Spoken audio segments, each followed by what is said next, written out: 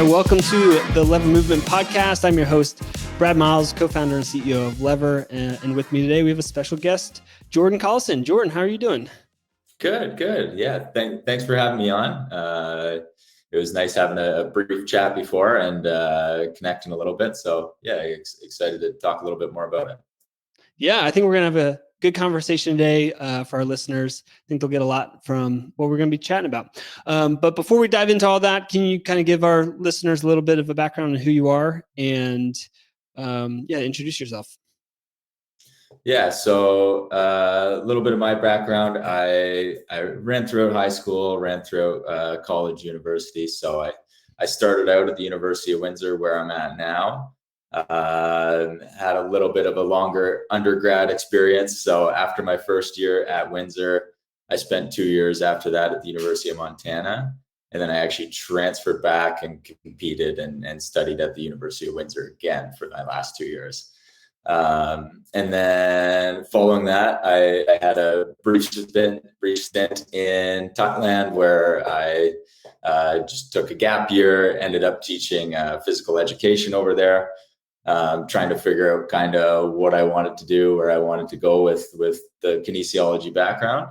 And then I ended up at osteo school in Toronto, and I spent 4 years studying, doing a thesis there while I was working at a clinic called the Runners Academy, where I was the strength coach there. And then we worked with almost exclusively running athletes. In strength and conditioning and in the rehab space. So now I'm back in Windsor. I've been here for 3 years. I'm the head cross country coach, and then I'm the distance coach on the track. Awesome. Sounds good. I feel like gap years are always like a good place to start for conversations, because I feel like I don't know, going to Thailand. How did you get to Thailand? Yeah, so a little bit of an interesting one, but kinesiology, at least in Canada, is like it's such a broad degree that you can kind of go into a lot of different streams. And I wasn't exactly sure where I wanted to go with it. I knew I kind of wanted to go into the rehab space, physio, chiro, osteo, one of those spots, but I wasn't exactly sure. So my wife, now my wife, graduated at the same time. So we figured it was just a good opportunity to take a year. We didn't think we'd get the chance really ever again, just to not really have any obligations. And so just ended up calling a friend that worked over there. We did a quick Zoom interview. I don't even know if they saw our faces or met us, but they sent us a contract and we were on our way. So it was a pretty laid back experience to get over there. Yeah. So what is like the day-to-day look like for a head of physical education? So I was pretty much just teaching grades like 1 to 3. Okay. So in Thailand, when we first got there, and nobody told me this, but there was the hot season and then the rainy season. So for the hot season, we were just exclusively in the pool. And no one really told me, and I wasn't that strong of a swimmer to begin with. So I was getting swimming lessons from my wife there, who was a swim instructor and a lifeguard at the time, and telling me what I could go and teach these kids later on. So there might be a generation of Thai kids from that school that aren't necessarily great swimmers. They didn't get a whole lot out of it. Well, that's good. Well, maybe you're a triathlete in the making. Maybe that was the calling. Well, cool. Well, tell us about your time at University of Windsor a little bit. So you ran there yourself. Did you want to coach there, like while you were an athlete, or how did that? Yeah, so I always kind of liked that side of it. I was always very interested in kind of the training process, how we were going about things, what I was doing. Always kind of like trying to be on top of like what I thought would make me the best athlete. Obviously, I trusted in my coaches at the time and followed their program, but I was always just kind of curious on that side of things. After I was doing a little bit of coaching in Toronto just while I was in school, but I was coaching kind of the recreational marathoner side of things, which I still do. But the end of kind of as I was finishing up my degree. Unfortunately, a couple of years before that, the coach, who was my coach at the time at Windsor, passed away suddenly. And it just felt like a good opportunity to kind of give back. I had such a good experience at the university. I really wanted athletes coming in to have a similar experience that I did. Yeah. Yeah, no, that's good. And does the program look similar today to when you ran there, or have you made a lot of changes? Yeah, I'd say I've kind of changed it in my own way. I've definitely kept some of the traditions and everything that we've had going forward, but I always do go back and look at what my old training logs, what we were doing, and it's always fun to kind of see how that lined up and what they were thinking at the time. Because when you're going through it, you don't really have a sense of like where they were going with their training or what they were trying to do. It all Bigger picture. Yeah, exactly. Right. You were just taking it one workout at a time. So it's kind of interesting to go back now and kind of look at it as a whole and be like, okay, hey, this is actually what we were doing. This is what that workout was for, and going from there. Yeah. And I think right before we hit record there, you were telling me you've had a pretty good success story of the cross country season so far. For sure. Yeah. So we took 3 athletes to nationals. So it's like top 25 at our Ontario championships are the athletes that get to go. So we had a bronze medalist on the women's side, which was pretty exciting. We haven't had a medalist here in almost 10 years. And she has a pretty unique story. So she was actually a high jumper that didn't make our team in the first year. She was a high jumper for us last year, and then she ran a mile at our inter squad meet, which is just our team tryouts, and she ran like a 5 flat mile. And we're like, okay, there seems to be something there off of strictly high jump training. So she kind of took it, and she's a very hard worker, and got after it over the summer and into the fall, and had a lot of success with it. So it was exciting to see her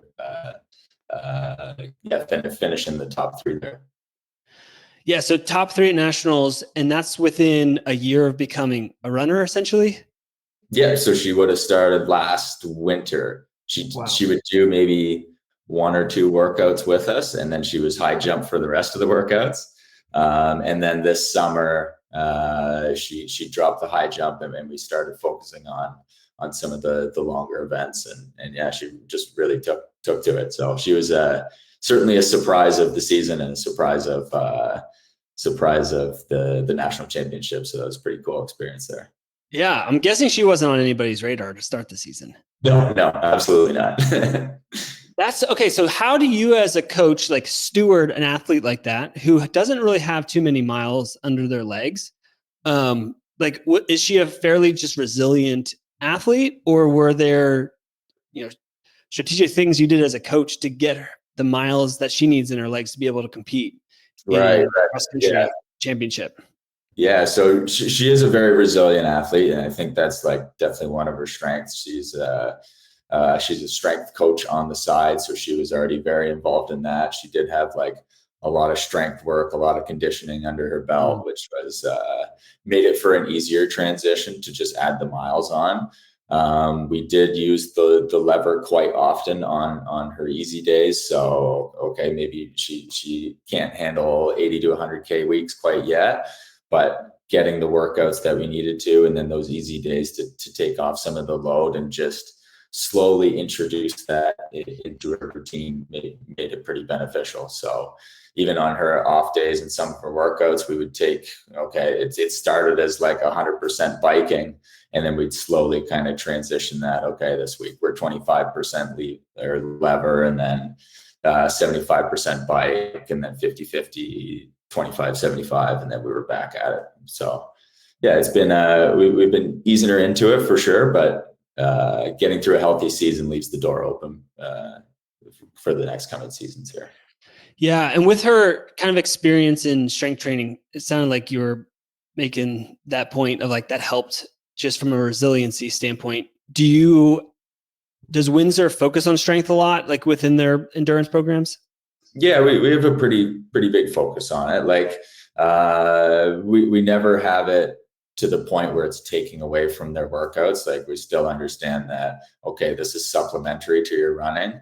But really having that big focus on it allows us to be a little more injury resilient. That's really the big part of it. Okay, we do have some performance related exercises and workouts, some plyometric exercises and workouts in there. But the big focus is just kind of building that armor so that we can kind of get through the season healthy and feel strong getting into those later reps in workouts. Yeah, no, that's good. Just switching the conversation just a little bit, because you mentioned your background's in kinesiology. And so I just wanted to chat real quick. I know I mentioned to you earlier, I saw a post that you had that talked about how important and how beneficial gait retraining is.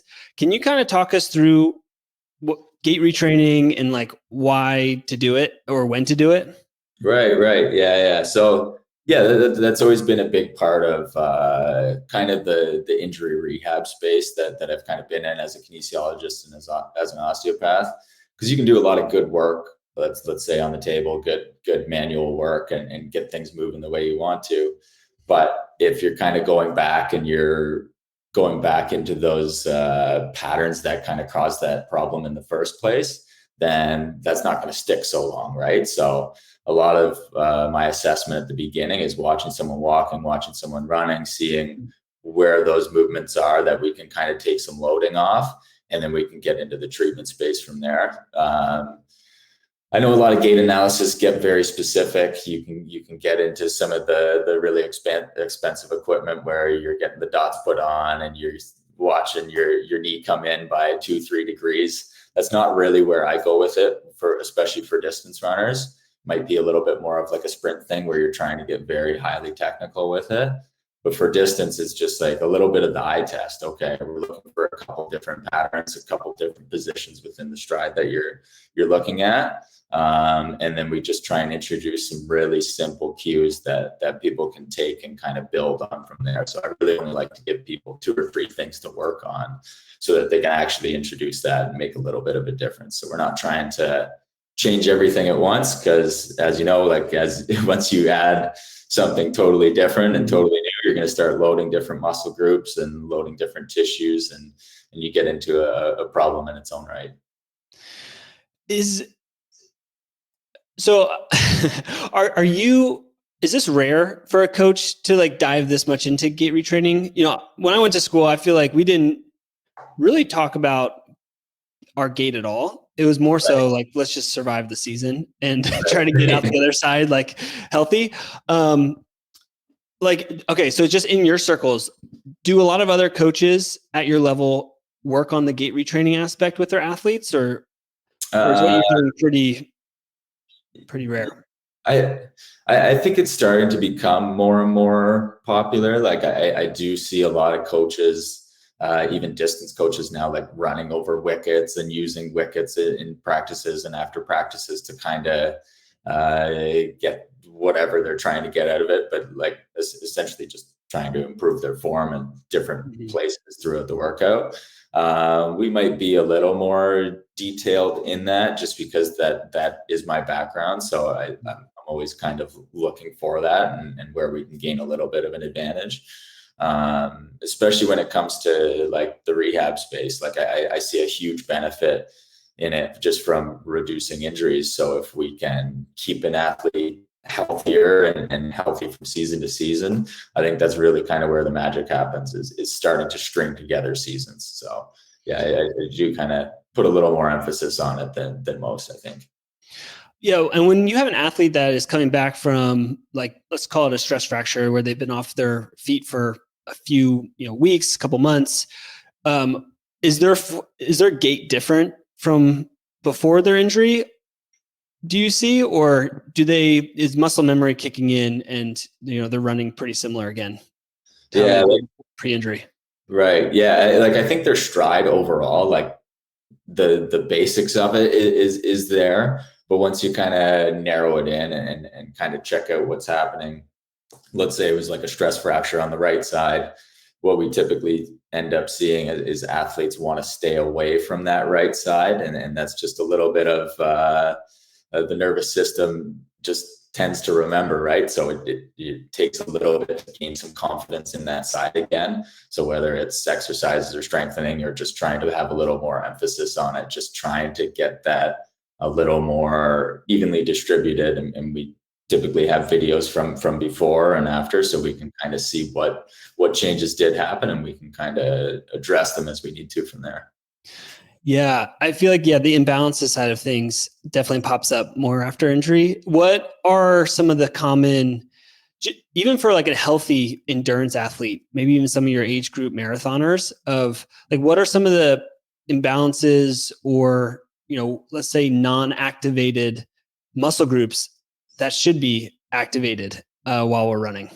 Right. Yeah. So what we see, and this kind of comes back to a little bit of like gait retraining again, but the biggest thing that I see is just like overstriding. So overstriding, where you're really getting your foot out front of your knee, out front of your center of mass, where it's almost like every time you take a step, you're throwing on the brakes a little bit, and it tends to be almost like a walking gait. So what we do is try and get people a little bit back into that running, almost like a marching pattern type deal, where you're getting that foot to land underneath the knee. You're seeing a little bit more of a vertical shin angle.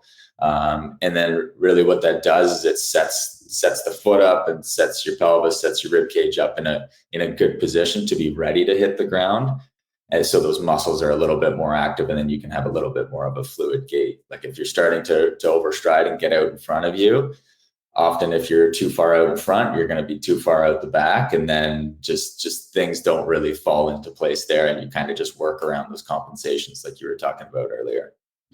Yeah. Is there a specific reason why so many people overstride? Like, is there something in our physiology that leads to an overstride, or is it just like reaching for more? Right. Yeah. So I think that's a good question, and we don't really have the answer. There's a couple theories that go along with it. Like one of it is being, I always ask people, how do they run faster? And one of the answers I typically get is, well, I just try and take a longer stride. So a lot of people just try and reach because they think they're trying to get a longer stride out of it, when really that longer stride should come from more power into the ground, and you're just traveling further as opposed to reaching for it. And that's kind of one of the differentials that we try and make with some of the gait analysis. And the other is you see, especially in the recreational marathon side of things, they try and start from like a walking gait because it's very efficient. And then it just ends up being an exaggerated walking gait because they know that they can cover that distance, and in their brain, it makes sense. And especially when they haven't been in a track club or part of a track team where they've gone through all those drills, kind of all those repatterning exercises. So they don't really have that in their toolbox. So it's the first thing they go to because it's really all they know. Yeah. So with like something like overstriding, what type of exercises or activations are like practically do you give an athlete to work on that? Or is it more just like, hey, there's just cues and you need to just think to yourself, land underneath your center of gravity? Right. So I try to make it a little simpler than that, because if we tell someone just land under your center of gravity, they can interpret that in about a million different ways. And not everyone is able to essentially feel that, right? Unless you're quite a good athlete and you have some good body awareness. So kind of the cues that I go to, just starting out as some building blocks is just start in a march. So starting in a march, it's almost just like an exaggerated A drill, and then start your run, get into your run from there, and then still continue to think about marching and just see where that lands you. Because usually it'll get you in a spot where, okay, your foot's getting a little bit higher above the ground. It's not that I necessarily want you to do high knees, but it lets people sense what that feels like. And then they're just landing in a bit better position. The other cue that I kind of give them along with that is pretend you got an egg on the end of your toe and you can't let it fall off. So they're trying to get into that dorsiflex position. They're clearing the ground a little bit further. They're landing with a little bit more of a stiff ankle, and then they can kind of take that cue and just see how that feels. So you're really going to give them a big contrast between how they're running now and what a really exaggerated run feels like. Mhm. And I always tell them to, okay, focus on those cues for 30 seconds to a minute every time your watch clicks off for a K or a mile, and then try and put it out of your head and really recreate that contrast back and forth. And your brain's going to like some of those things, and it's not going to like others, and you're going to get to make that your own. Yeah, that's good. Are there any any other exercises or anything you give for that specifically, or even going into another common gait inefficiency? Like, what's, I guess, common plyos or exercises that you give for some of these gait retrainings? Yeah, so a really common exercise that I give is just like stiff ankle hops, not where you're trying to pogo hop and have a lot of flexibility in your ankle, but more like a really stiff ankle and trying to spend a little bit of time on the ground, or as little time as you can on the ground. Because that's another thing we see, especially with masters athletes. Once you get over 30, it's the capacity of that foot and ankle stiffness that is the biggest difference between, let's say, a 20-year-old and a 40-year-old. So just trying to stay on top of that exercise so you're minimizing those losses, because that's going to be the first thing that kind of deteriorates as you get older. Yeah, that's good. Also, just to kind of round out the conversation, I know your post went into detail around how doing a gait retraining like this decreases injuries by 62%. So right there in itself is a great reason to look into doing great gait retraining, or even getting your gait looked at. I guess, what's your recommendation? Like, if somebody doesn't maybe have a coach, or somebody they go to for this type of advice, like, where's the best place for someone to start? Yeah, so usually like a physio clinic or a chiropractic clinic, someone who has a little bit more of like a running background and has done the sport before, so they kind of know what it feels like to make some changes and how awkward that transition is. But someone who's just really gonna kind of work with you, take a look at how you're running, how you're running at different paces, and is willing to just really kind of experiment, because everyone's going to be a little bit different. You see it on the roads. Everyone's got a pretty different stride out there. So it is quite an individual approach once you get down to it. So just finding someone who's really interested in going through that process with you.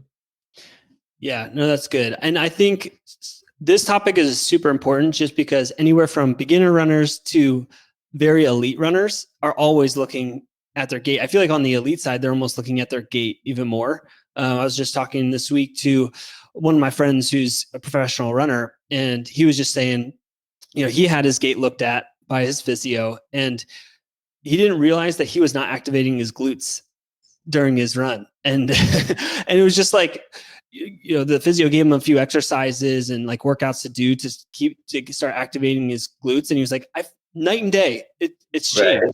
And this guy is like a really good runner. Right. But that's what's cool is, one, it helps, lead to decrease of injury risk. And then two, there's just more power that can come from your stride if you're activating the right muscles throughout your whole leg swing. But that's awesome. Anything else on the gait part before moving on? No, I think we pretty much covered it there. Yeah. Any other questions from your end?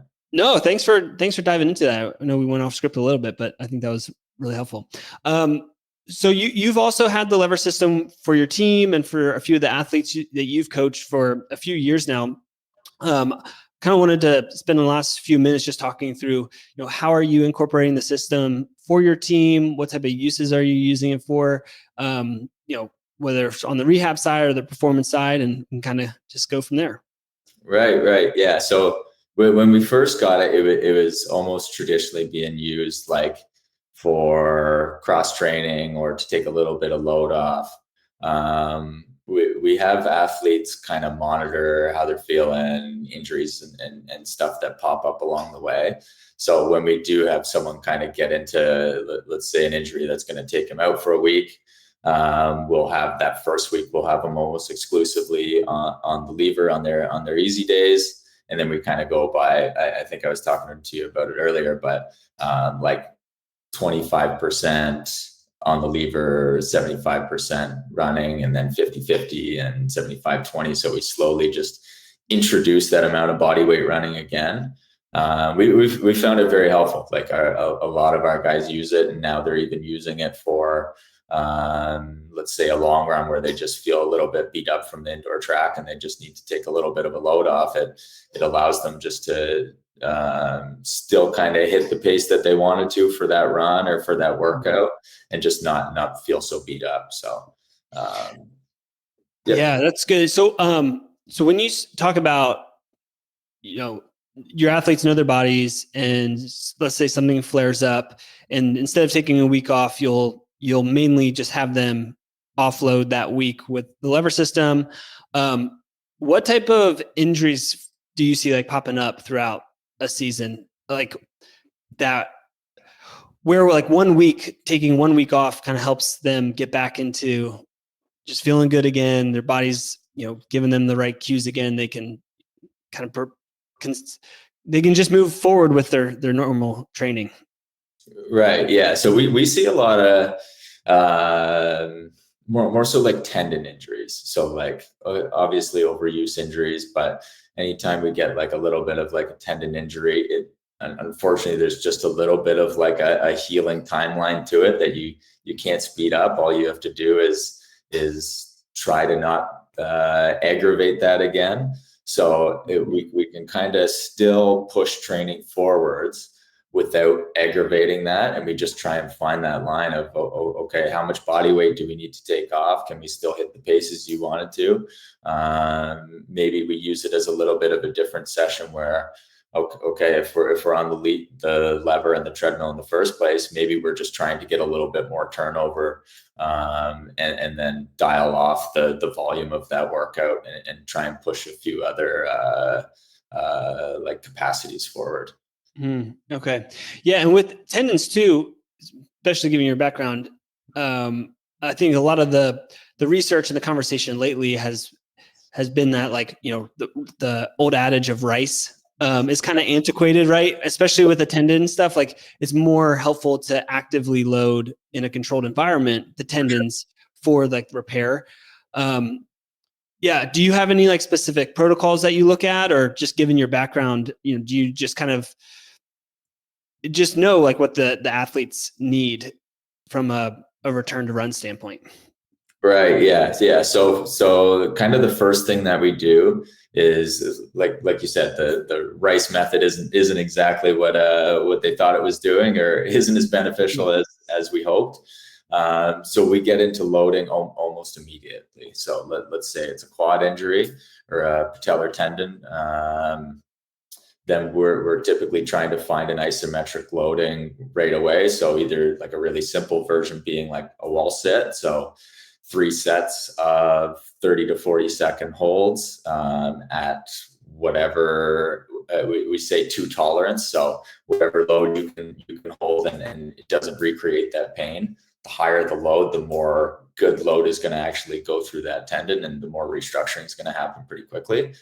So we get right into that. And then we look at gait and are there any changes that we can go with it? So going back to patellar tendon, okay, usually it's a little bit of a braking force injury where you're overstriding, and that is one of the big indicators to it. So maybe we can hop on the lever, we can put the incline up to 3 to 5%, and all of a sudden it's forcing you to step up and over, land in a different pattern, and you're taking that load off right away. And if you can avoid that load for a week, or let's say 3 or 4 days, then typically it's going to be in a good spot coming back. Yeah, it's I'm glad you said that just naturally. I feel like when I had some patellar tendon issues, not last summer, but the year before. And I found that, you know, a lever session, and it didn't even have to be too much body weight off, maybe 15, 20%, like 15% weight removed. But having the treadmill at an incline was a game changer for just like the pain and more so just like less stiffness afterwards. And I could like do another run the next day almost. Did you, yeah, your team is lucky to have you, especially with all your background and experience. Are you doing anything from like an overspeed standpoint with your athletes? Yeah. So right now, not a lot of overspeed, just where we are in the season, but it is something that for sure our like 600-meter runners, our 800 1K runners, we're going to look at that, especially when they can't do a workout on the track. But right now we have one of our athletes, she's actually our assistant coach, but she's a 1500-meter runner. And we tried to dabble into the double threshold idea that everyone else was getting on board with, and I think they still are. They responded well to it, but was just feeling a little bit fatigued, and we thought that those evening sessions or those specific track sessions were a little more valuable than getting more threshold work for her. So what we've been doing recently is for her morning sessions, we're finding that like zone 2 heart rate. So for her, kind of hovering around 145 beats a minute, 140. And then we're taking the load off as much as we need to on the lever so that she can still run at a threshold pace or a faster than threshold pace. So she's going out and doing her 5 to 8K morning runs, and they're at 330 kilometers, but she's still in that target heart rate zone where she would be if she was doing easy run. Okay, so she's still kind of hitting the threshold pace at a reduced body weight for the morning run, and then that evening session you go back outdoors on the track or on the roads and do the second threshold. Exactly. So we're not even doing like necessarily like a threshold workout in the evening, because we think that we can get a little bit more of an intense session. So we're usually doing something, let's say 1500-meter 5K. Oh, okay. So we're trying to get a little bit more out of those sessions because we know she responds quite well to it, while keeping the morning run easy and using it a little bit more as like a little more from the neuromuscular side of things. So that coordination of running fast, that especially when you're on the lever, it feels easier. So you're able to feel a little bit more confident in that pace and feel more relaxed at that pace. So we're only a month or so into it, and she's going to race in 2 or 3 weeks here. So we'll see how it ends up, but so far we're responding really well to it. Yeah. So have you seen a different response in her body from going to the double workouts outside? You were mentioning like she was starting to fatigue a little bit faster. Did you see that in those workouts specifically, or did the fatigue translate to like the next couple days? Yeah, I'd say that kind of both. Like we would see, we felt like she wasn't getting what she wanted to, or those workouts weren't going exactly the way we thought they were going to go, or she wasn't feeling the way she thought she wanted to feel during some of those evening sessions that were a little bit more intense. And like you said, it was a little bit of that cumulative fatigue, but we did notice it even from the morning session to the evening session, like feeling a little bit more fatigued in the evening session, and then that carrying on, into her recovery day, into her next workout. And then throughout the season, it just ended up being a little bit much to where we actually cut out those morning thresholds. So the lever's been really beneficial for us so far, because she's not bringing that same level of fatigue into her evening sessions, and we can really still focus on that specific workout that, hey, this is the goal. These are our main workouts that we've been trying to hit, that we kind of monitor over time, without having to sacrifice anything really. Yeah. And so she's still doing those workouts on like a little tired legs, because she did a quicker run that morning on the lever, but still has some freshness and some pop in the afternoon. For sure. Yeah. And you said it's only been 4 weeks or so, a month of you guys doing this, and she's racing coming up. So no testimonials yet. We'll have to follow back up with you to to hear how the racing goes. But yeah, just how has that so far just translated into the rest of the week, like the recovery run and the next workout? Yeah, so she's really only doubling on the days that we're working out right now. But so far so good. Like we haven't had that same level of soreness or those same type of injuries we've been noticing in the past. Like typically there's been like a plantar issue or a shin issue that's been pretty chronic, but to this point been pretty healthy. So like I was talking about earlier, it's letting us stack that kind of week to week and season to season, and that's really where I think we're going to get the most benefit out of at this point. Yeah, that's awesome. Well, we'll definitely have to follow the story. And hear how she races in a couple weeks now. Indoor season's upon us. It's crazy. Cross country is coming to an end. So, so yeah, what's next for your team this winter? Yeah, so we just finished our cross country season last weekend. I think we're 1 week earlier than the States. So we've had a couple weeks just trying to make a quick transition into indoors. So a couple light workouts on the track.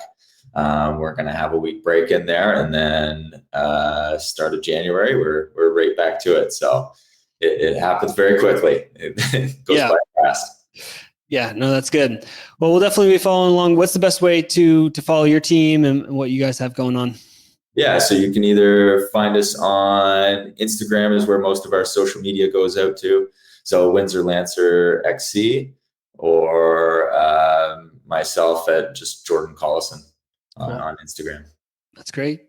Well, Jordan, thank you for coming on. Having the conversation around the importance of gait retraining, how you've been incorporating the lever with your team, and with one of the age group athletes that you're coaching right now. More on the elite side age group athlete, though. I would have to say, yeah. But it's been great. So thank you. Anything else you want to leave us with? No, that was great. Thanks for having me on. Always fun chatting about that stuff and seeing how different people are finding different ways to kind of train and use the lever to their advantage. So it's just been a great tool for us. So excited to see where it goes as we have a little more time to experiment with it. Yeah, and I'm thankful to keep learning from great coaches like you. So thanks for coming on. Great, appreciate that. 3, 2, 1, yeah! Thanks for listening to today's episode. If you're interested in learning more about incorporating the lever system into your training, follow us on Instagram at Lever Movement, or even follow me on Strava to learn how I incorporate lever into my training for ultras. Until next time, keep running.